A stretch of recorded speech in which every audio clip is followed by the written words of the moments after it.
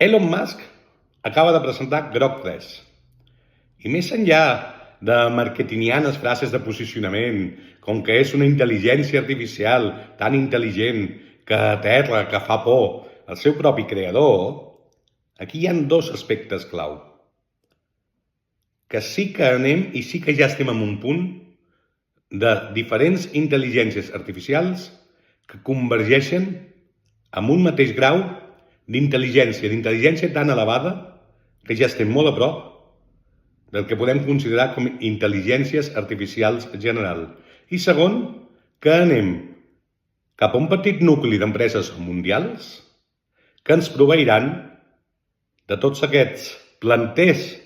d'intel·ligències artificials des dels quals construirem les nostres IAs aplicades, des dels quals construirem els nostres A-Brains.